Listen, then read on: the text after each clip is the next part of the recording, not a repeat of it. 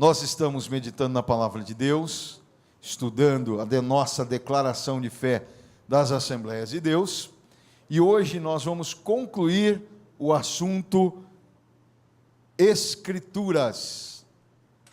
E nós cremos na inspiração divina, verbal e plenária da Bíblia Sagrada, única regra de fé, infalível e prática para a vida e o caráter do cristão. Esta daqui, a palavra de Deus, é a única regra de fé. Eu quero convidar alguém que sinta no coração de vir ler o texto base para nós, na segunda carta a Timóteo, no capítulo de número 3, dos versos 14 a 17. Quem vai vir ler aqui?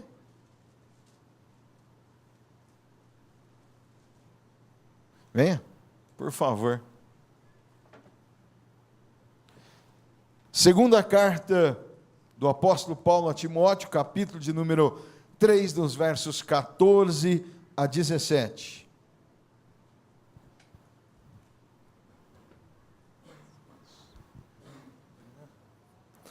Paz do Senhor, igreja. Quanto a você, porém, permaneça nas coisas que aprendeu e das quais tem convicção, pois você sabe de quem o aprendeu, porque desde criança você conhece as sagradas letras, que são capazes de torná-lo sábio para a salvação mediante a fé em Cristo Jesus. Toda a Escritura é inspirada por Deus e útil para o ensino, para a repreensão, para a correção e para a instrução na justiça, para que o homem de Deus seja apto e plenamente preparado para toda boa obra. Amém. Glória a Deus. Então, nosso texto base sobre as Escrituras, e nós cremos que ela é inerrante, que a palavra de Deus, ela não contém erros. Quantos livros são mesmo a Bíblia? 66, olha, glória a Deus. Quantos autores?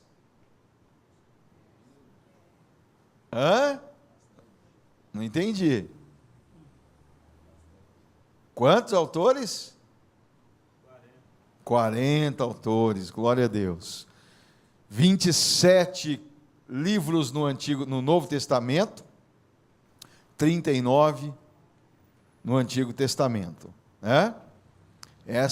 Esse é o canon, a Bíblia, que nós utilizamos na igreja evangélica. É a mesma, o Antigo Testamento é o mesmo da Bíblia de Jerusalém, é o mesmo que os judeus utilizam. O Novo Testamento eles não utilizam, mas o Antigo Testamento é igual à nossa Bíblia. Hoje nós vamos concluir esse assunto. Antes de nós falarmos, irmãos, eu havia prometido para alguns irmãos trazer o livro, o pastor não conseguiu. Essa semana ele vai trazer o livro para a gente, da declaração de fé. Vai sair em torno de 8 a 10 reais esse livrinho, tá? Então, o pastor vai trazer, a semana que vem nós teremos aqui disponível para os irmãos, tá bom? Hoje nós vamos falar um pouco sobre a mensagem central da Bíblia. Alguém pode me dizer qual é a mensagem central da Bíblia?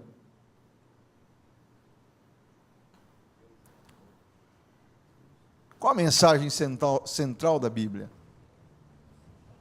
Salvação? O que vocês acham? É o Salvador, Jesus Cristo. Ela é a mensagem central, Desde lá no começo, em forma de, nós vemos ali, de profecia, falando sobre aquele que esmagaria a cabeça da serpente, e nós vemos todos os livros, indicando tudo para Jesus. E no Novo Testamento começa com o quê? Genealogia e o nascimento de Jesus. Então, Jesus é o tema central da Bíblia, né?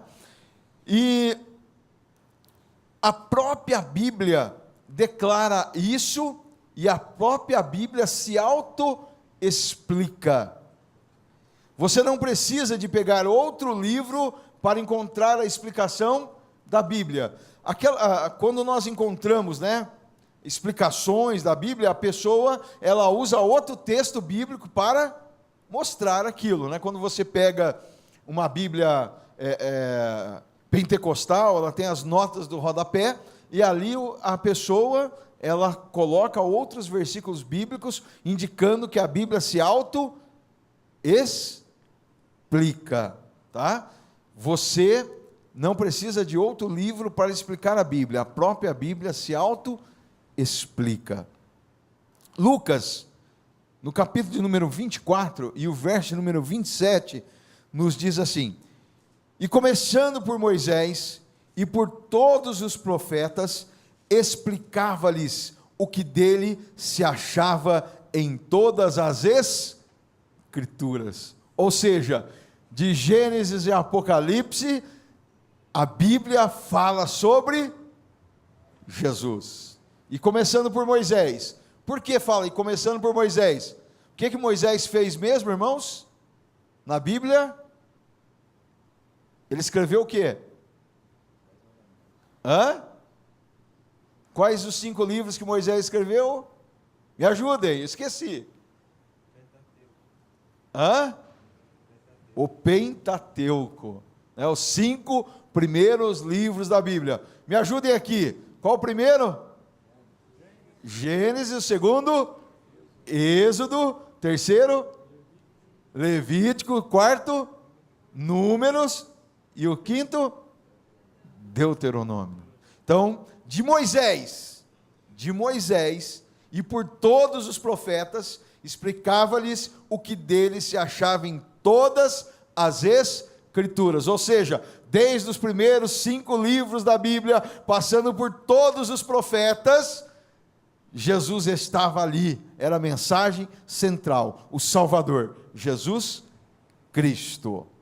E o próprio Senhor diz assim, em João, capítulo de número 5 e verso número 39, examinais as Escrituras, porque julgais ter nelas a vida eterna, e são elas mesmas que testificam de mim.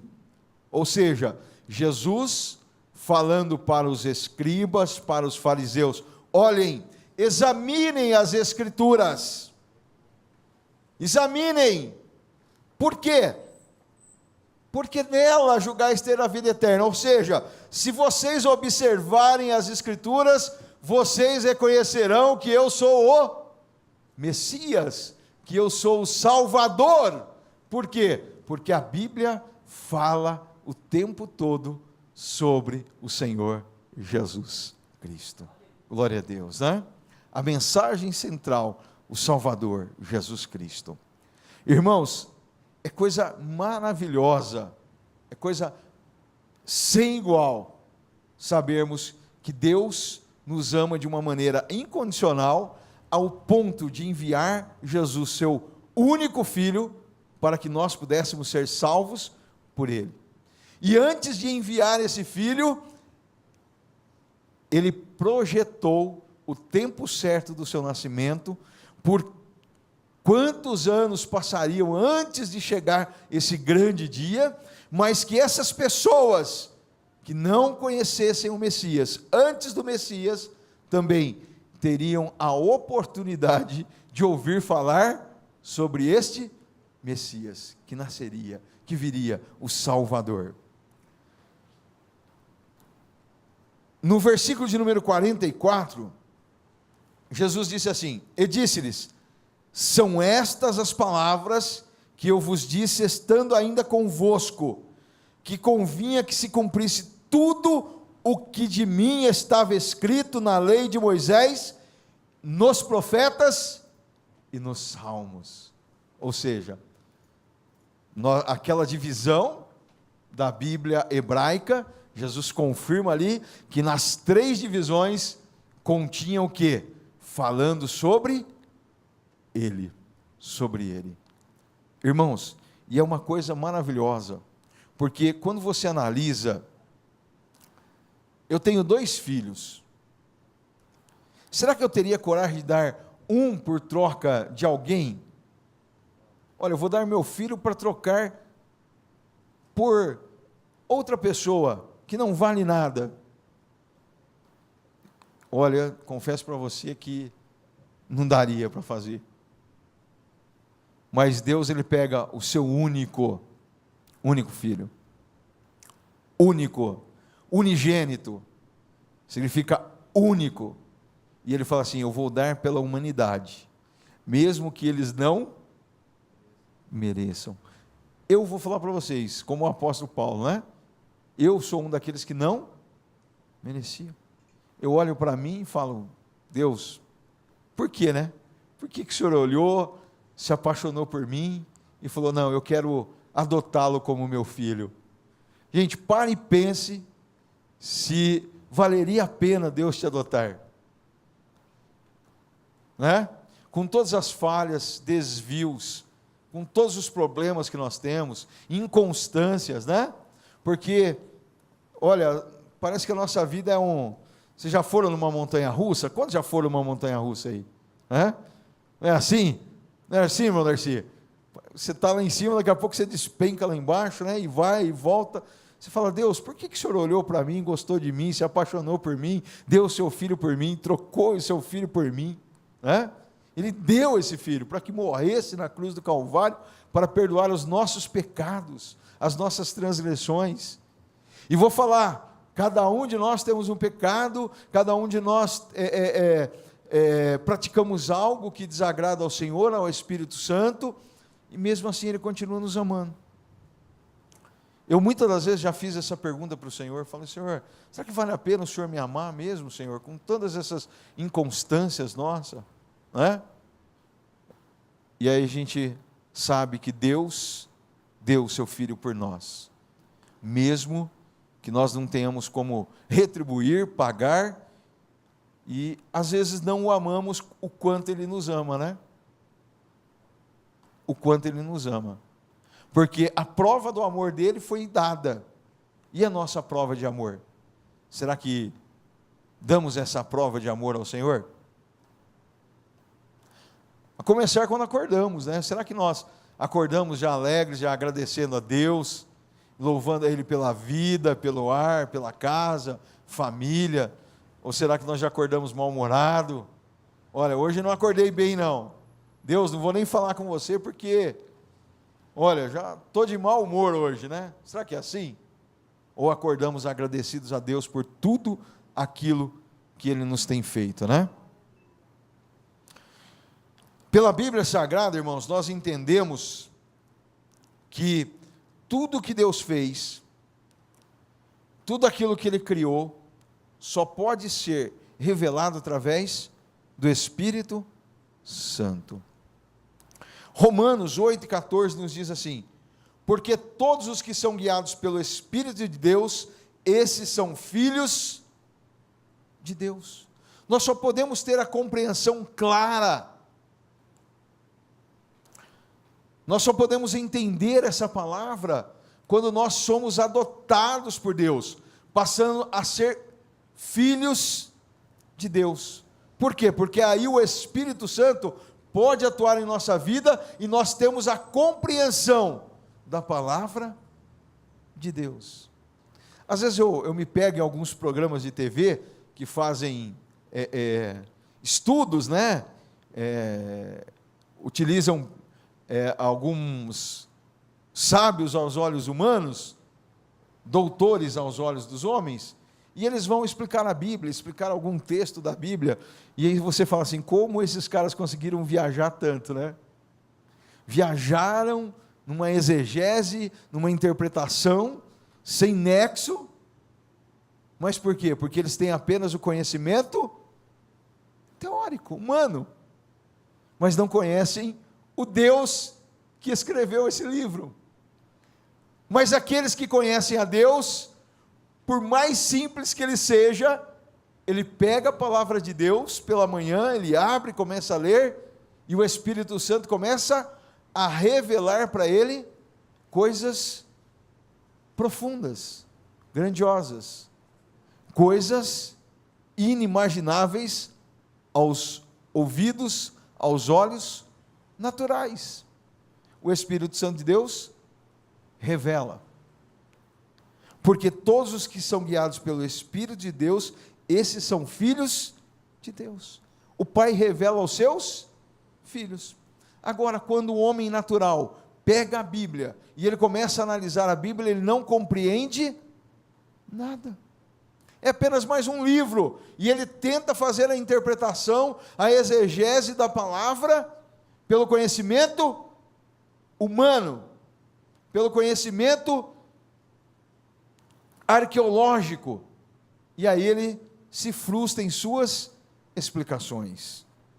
Mas aquele que interpreta segundo o Espírito, esse tem a revelação direta de Deus para a sua vida, para a sua família, para a sua conduta, para o seu bem-estar social, né? Por quê? Porque Deus mostra o que Ele quer do homem, né?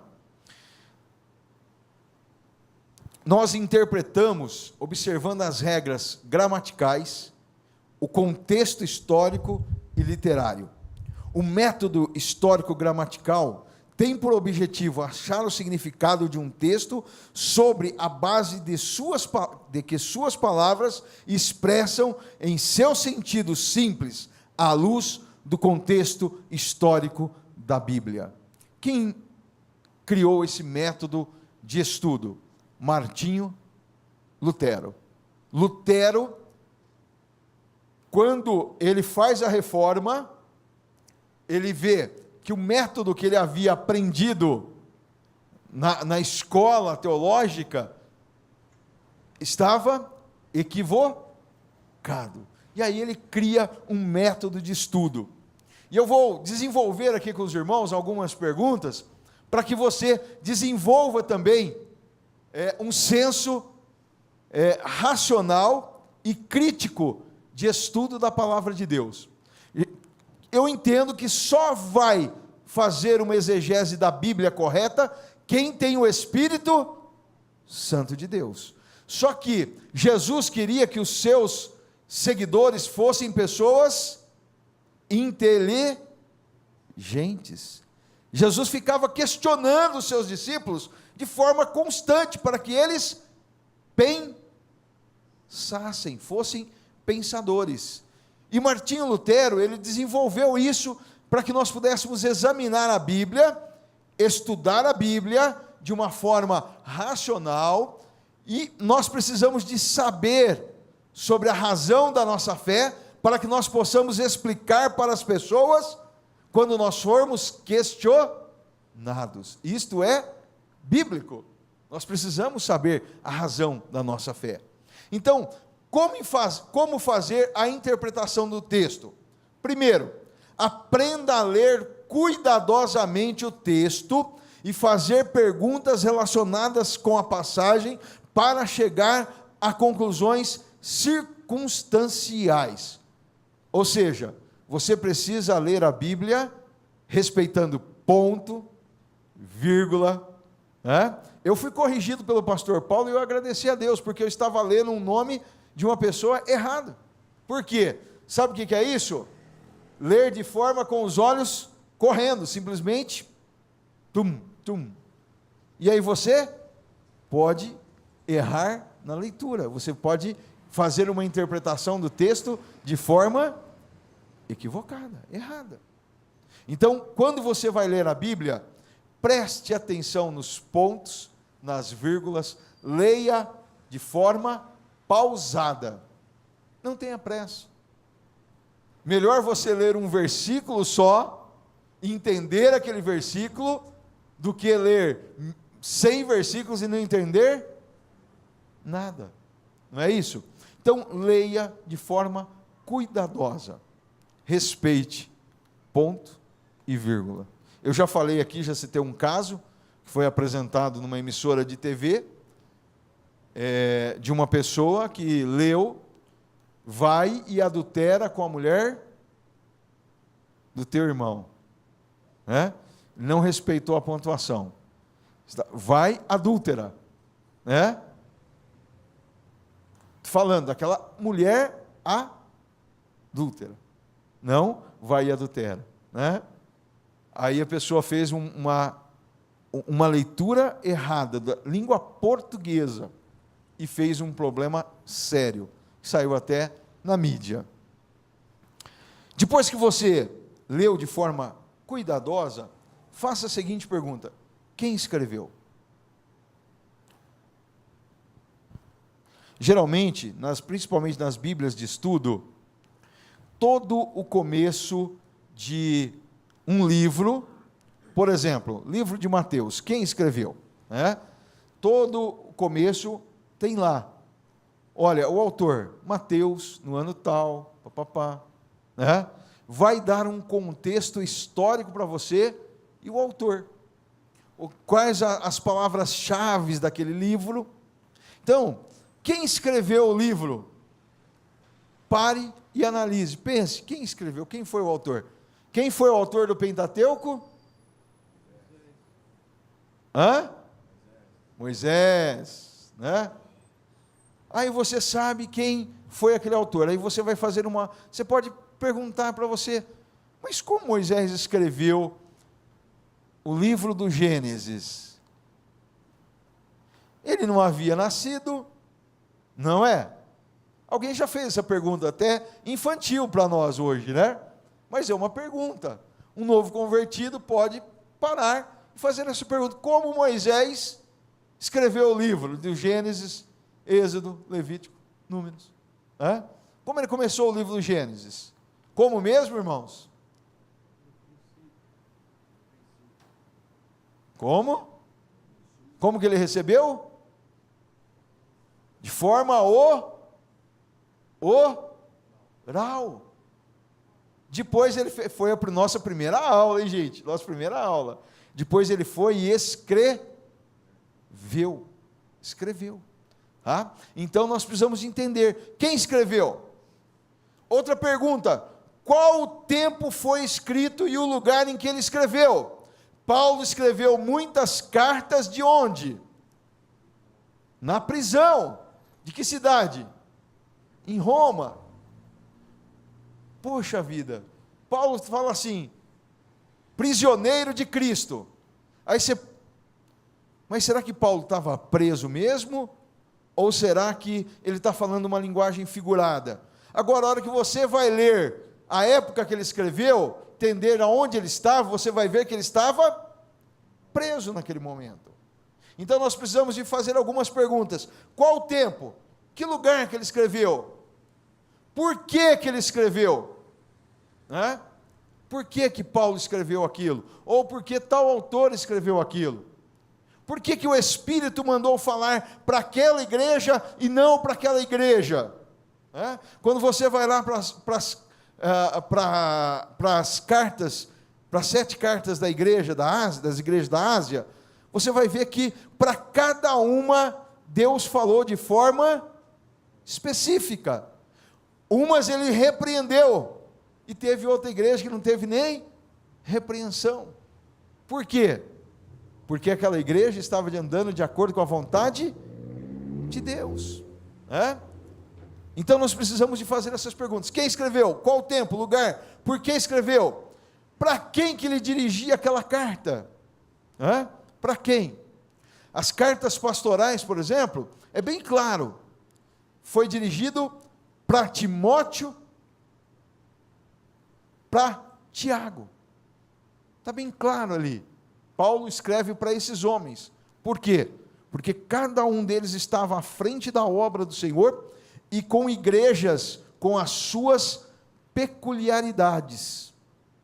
Então, Paulo escreve a esses homens, auxiliando eles no seu ministério, para que eles desenvolvessem de forma maravilhosa o ministério que Deus havia dado para eles. Paulo, como um pastor mais antigo, Paulo auxilia os mais novos, escrevendo essas cartas. O que o autor queria dizer com aquilo? E por último, o que o texto quer dizer para mim? Por isso que a gente tem que tomar muito cuidado, né? Ah, Deus, me dá uma palavra aqui, né? E aí você abre lá, não terei misericórdia de ti. Pronto. Não é isso? Hã? Aconteceu já, irmão Darcy? Já aconteceu? Abriu a Bíblia lá e não terei misericórdia, né? Espera aí, para quem que Deus está falando? Em que contexto Deus está falando? Né? O que Deus quer dizer para nós quando Ele diz isso? Não é isso? Nós precisamos de fazer essas perguntas e essa análise, tá? Para quem foi escrito? Qual o tempo e lugar que escreveu? Por que escreveu? A quem se dirigiu o escritor? O que o autor queria dizer? E o que o texto quer dizer para nós, na atualidade. Certo? Porque a Bíblia, ela é 100% aplicável nos dias de hoje. 100%. Nós só precisamos de fazer a exegese correta, dirigida pelo Espírito Santo de Deus. Por isso que muitas pessoas ficam perdidas em alguns textos do apóstolo Paulo, né, quando ele escreve algumas cartas, e diz lá que a mulher fique calada. Né? Para quem Paulo escreveu? Para que igreja foi aquilo? O que estava acontecendo naquela igreja? Não é isso? Parece que o apóstolo Paulo era cruel. Olha, o apóstolo Paulo é um machista, não gosta de mulher, não tem nada a ver com mulher. Não. Paulo, pelo contrário, escrevia até cartas para irmãs e elogiava essas irmãs. Por quê? Porque eram mulheres exemplares que faziam a obra de Deus e o que recebiam ele em sua casa. É uma coisa tremenda. Mas se você olhar só aquelas palavras, sem fazer as perguntas, o porquê, peraí, Paulo era um tremendo machista, né? Paulo, olha, misericórdia, né? Então nós precisamos de fazer essas perguntas. Irmãos, leiam a Bíblia, crie esse método de perguntas para que você entenda o que o texto está falando. Peça para que o Espírito revele. Peça para que o Espírito Santo de Deus te mostre o que está oculto ali nas entrelinhas, em cada vírgula, né? O que o Espírito Santo tem para mostrar para nós de uma forma especial. Lutero também entendia que a Bíblia era um livro claro, e ele declara: a razão natural produz a heresia e o erro. Ou seja, se eu olhar para a Bíblia com um olhar natural, eu posso criar uma heresia. Posso criar uma heresia. Li um texto lá e vou colocar em prática aquele texto. Fundo uma nova igreja e começo a aplicar aquela palavra daquele jeito que eu quero.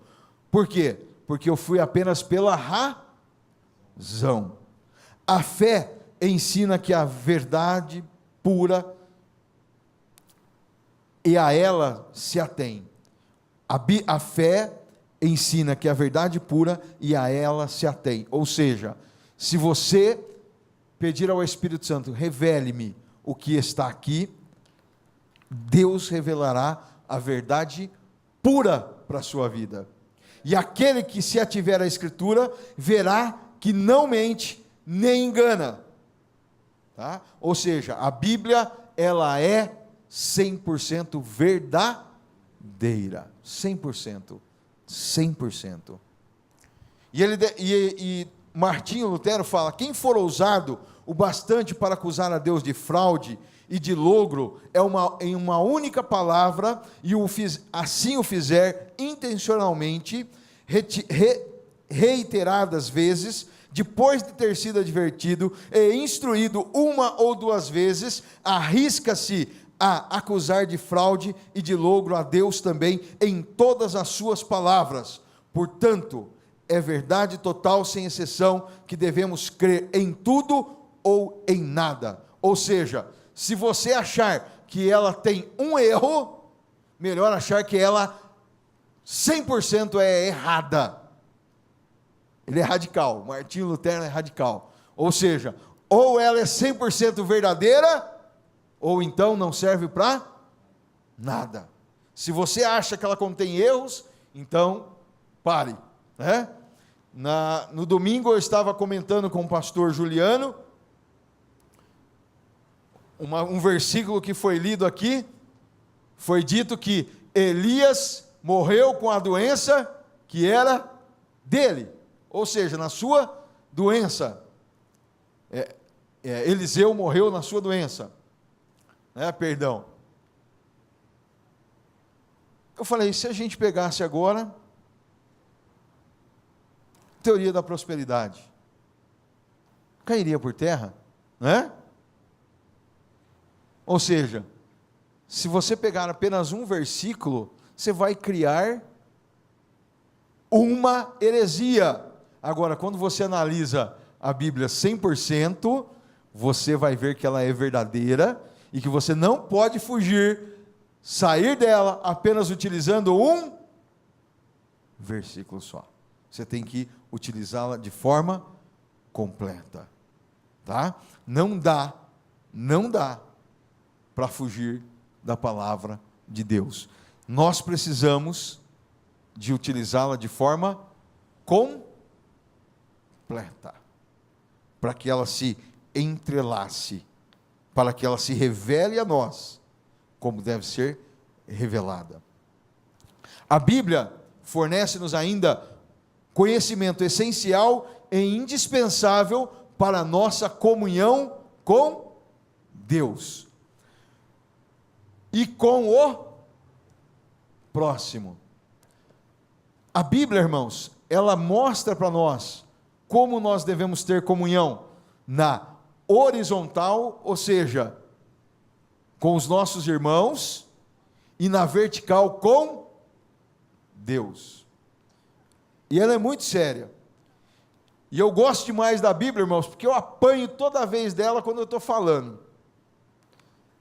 Ela é a única palavra que não poupa ninguém, né? Ela corta para lá e corta para cá. É uma espada de dois fios, de duas lâminas, né? Ela corta em ambas as direções. E ela nos ensina, então, a ter comunhão com os homens e a ter comunhão com Deus. E ela nos fala, se preciso for, tenha comunhão com todos, todos os homens. Mas com o meu inimigo, com aquele que não gosta de mim, com aquele que me persegue, sim. Se possível for, tenha comunhão, tenha paz com esta pessoa. E com Deus nem se fala, né? Marcos, capítulo 12, versículo 28 a 32, nos diz assim: um dos mestres da lei aproximou-se e os ouviu discutindo. Notando que Jesus lhes dera uma boa resposta, perguntou-lhe: de todos os mandamentos, qual é o mais importante? Respondeu Jesus: o mais importante é este: ouve, ó Israel, o Senhor, o nosso Deus, o Senhor é o único Senhor. Ame o Senhor de todo o teu coração, de toda a sua alma, e de todo o seu entendimento, e de todas as suas forças. Está respondida a pergunta? Respondeu. Sim ou não? Só que Jesus vai mais além, mostrando que a Bíblia ensina a termos um relacionamento com Deus e também um relacionamento com o nosso próximo. Jesus não para a resposta aí.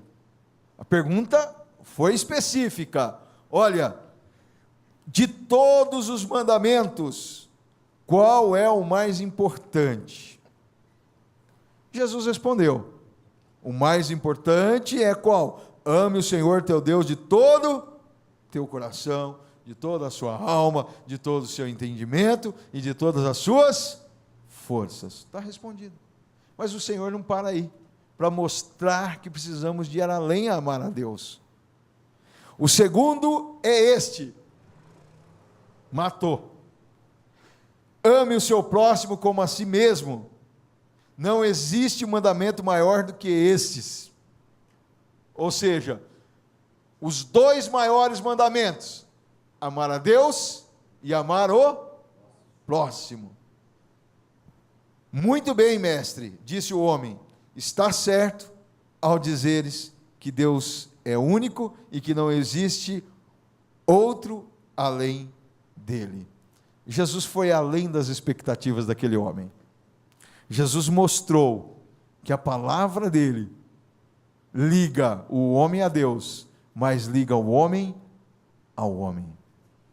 Ou seja, podemos ter paz uns com os outros por causa da palavra de Deus.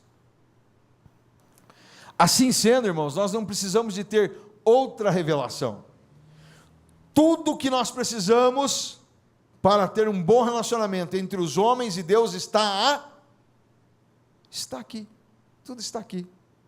Tudo está aqui no cânon sagrado, na Bíblia sagrada. Ela nos ensina tudo. Tudo que nós precisamos para a nossa vida está aqui. Pastor, você tem certeza disso? 100% de certeza. 100%. O próprio Deus ordena a conservarmos a sua palavra de forma íntegra. Deuteronômio 4 e versículo 2. Nada acrescenteis à palavra que vos mando, nem diminuireis dela, para que guardeis os mandamentos do Senhor, vosso Deus, que hoje vos mando. Então, meu irmão, tudo que você precisa está aqui, não precisa de uma nova revelação, não precisa que alguém acrescente mais nada, não precisa dos livros deuterocanônicos. Se você quiser pesquisar, estudar como um livro de história, não tem problema. Se você já leu a Bíblia várias vezes, você pode, conselho do nosso pastor, né?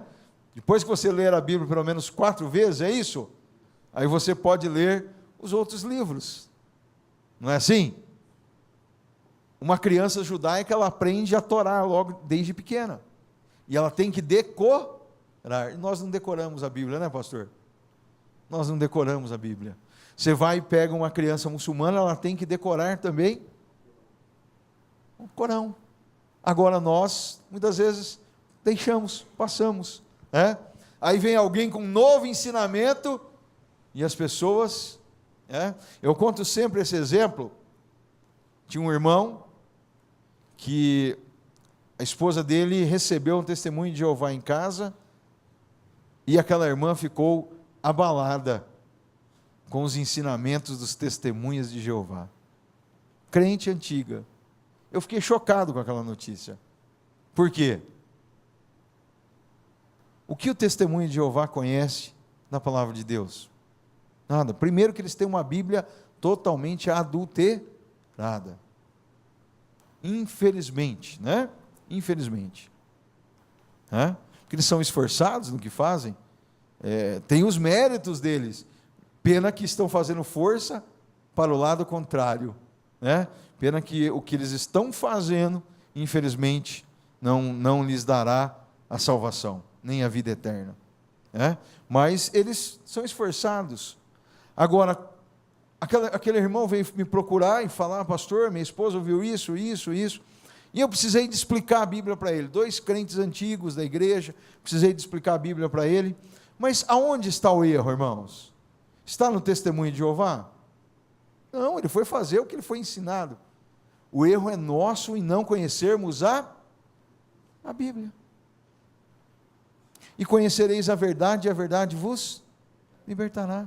Meu irmão, nós precisamos de conhecer esta palavra, saber o que está escrito, defender a nossa fé, defender aquilo que é a nossa salvação, mais importante. E aí eu conversei com aquele irmão, tirei as dúvidas, e graças a Deus eles continuam firmes na presença do Senhor. Mas a irmã ficou abalada com os ensinamentos, com o que ela havia ouvido. E eu fiquei muito triste, principalmente porque eu era o pastor da igreja, sinal que eu não estava ensinando nada. Eu ficava assim, eu falei: será que eu não ensino a igreja? Será que eu não transmito a palavra de Deus né? E você fica até com aquele pensamento negativo, Senhor, será que sou eu mesmo, Deus? Né? Mas na verdade nós precisamos de ter intimidade com Deus, ler a palavra de Deus todos os dias e conhecer a palavra de Deus, conhecer a Deus, né? O livro de Provérbios também indica que a Bíblia é pura, toda a palavra de Deus é pura, é escudo para os que confiam nele, nada acrescentes às suas palavras, para que não te repreenda e sejas achado mentiroso.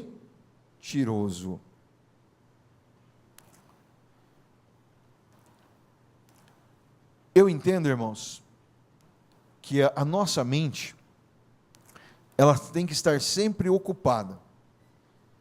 Tem um dito popular que diz que mente vazia é oficina de Satanás, né? Isso é um ditado popular, não está na Bíblia, não procure na Bíblia que você não vai encontrar, né? É um ditado popular. E eu estava meditando e pensando, qual é a melhor coisa para encher a nossa mente? Não tem nada melhor do que ocupar a nossa mente com a palavra de Deus. Não tem coisa melhor. E aí eu fiz algumas reflexões, algumas autoanálises, e lembrei-me daquele versículo que o pastor cita muito aqui de Filipenses 4, e o verso número 8, que nos diz assim: finalmente, irmãos, tudo que for verdadeiro, tudo que for nobre, tudo que for correto, tudo que for puro, tudo que for amável, tudo que for de boa fama, se houver algo excelente ou digno de louvor, pensem nestas coisas. Quando nós acordamos pela manhã, qual o nosso primeiro pensamento?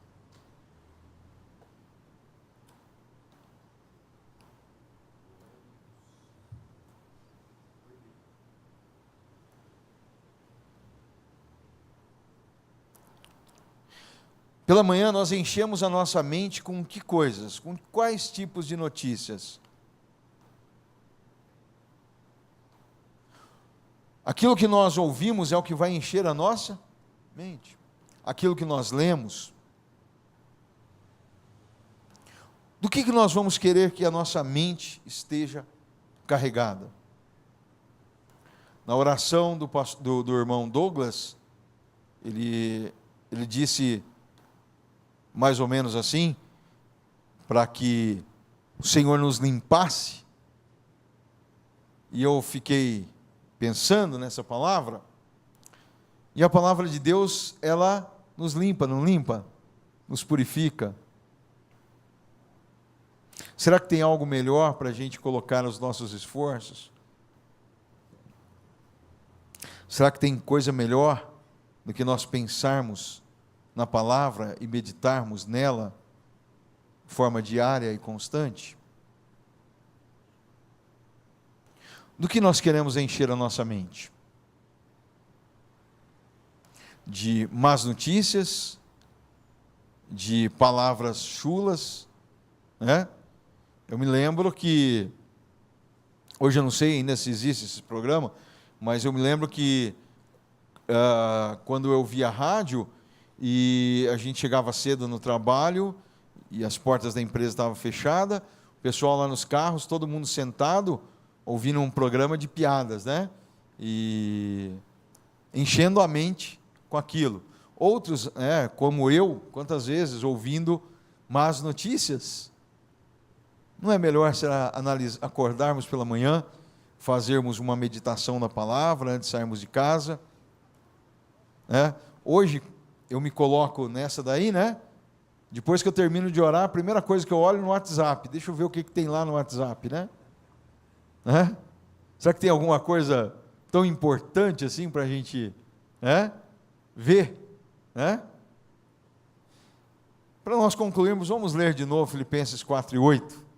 Finalmente, irmãos, tudo que for verdadeiro, tudo que for nobre, tudo que for correto, tudo que for puro, tudo que for amável, tudo que for de boa fama, se houver algo excelente ou digno de louvor, pensem nestas coisas. Vamos encher as nossas mentes com essas coisas. Vamos encher a nossa mente com a palavra de Deus, né? E depois, irmãos, você vai ver que o seu dia será diferente.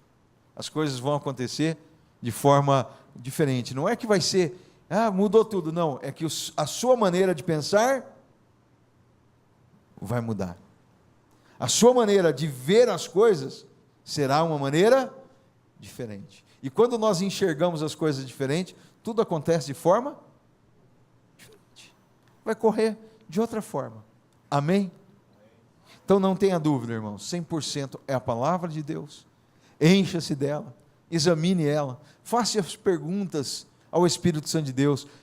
Aquelas que você não pode encontrar, procure o pastor da sua igreja, procure os pastores desta igreja. Tem muitos homens de Deus aqui dentro dessa casa. Cuidado aonde você tira as suas dúvidas, né? Eu fiquei muito triste esses dias atrás, porque eu fiquei sabendo que uma pessoa dessa igreja estava frequentando um seminário de um outro pastor, e disse que lá estava tendo revelações, estava aprendendo, e meu filho foi ver, e realmente tudo aquilo que estava sendo ensinado lá, era ensinado aqui todos os dias nesta igreja, né? Não que o ensinamento de lá seja ruim, mas às vezes as pessoas acham que lá fora vai ter alguma revelação. De repente pode pegar uma intoxicação alimentar, né, pastor Paulo? Com algum alimento estragado. Nós precisamos de tomar muito cuidado onde nos alimentamos da palavra de Deus, para que tudo aquilo que venha seja para o fortalecimento das nossas vidas. Amém? Curva a sua cabeça. Pai santo e justo, te agradecemos, Senhor, pela tua palavra enviada aos nossos corações durante, Senhor, essas 4 semanas, Senhor. Te louvamos, ó Pai, porque sabemos, ó Deus, que a tua palavra é 100% verdade, ó Pai. Ela é verdadeira, ela é inerrante, ó Pai. E nós encontramos a vida através da leitura dela, através do conhecimento que o Senhor revela a nós. Muito obrigado, Espírito Santo de Deus, por nos conduzir, ó Pai. Muito obrigado por nos ensinar, ó Deus, por nos revelar aquilo que a palavra de Deus contém para as nossas vidas.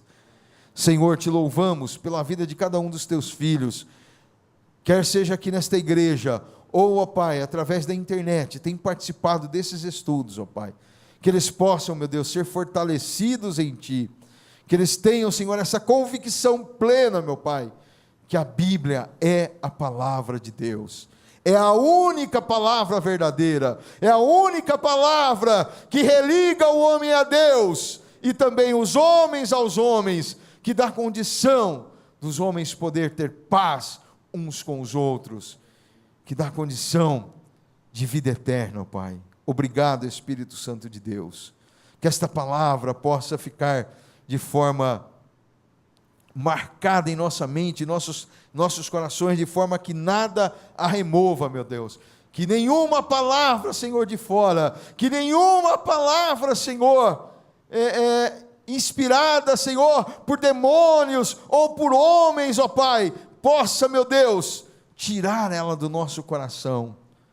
Porque, ó Pai, sabemos que Satanás tem lutado contra esta palavra. Satanás, ó Pai, tem usado homens para transformar a palavra em outra, Senhor, heresia, em outra palavra, e tem conduzido milhares de homens ao inferno, ó Pai. Também nos dê a capacitação, ó Pai, para falarmos desta palavra todos os dias, ó Pai. Que nós possamos ter pelo menos uma pessoa para evangelizar durante o nosso dia, meu Pai, e que nós possamos ter palavras de sabedoria, Senhor. Revela aos teus filhos a palavra certa no tempo certo, ó Pai, que as palavras possam sair da boca deles com sabor, e que as pessoas ouçam e recebam a semente, ó Pai, e que essa semente possa germinar na vida desses teus filhos, ó Pai. Em nome de Jesus Cristo nós oramos e por fé te agradecemos. Amém, Senhor.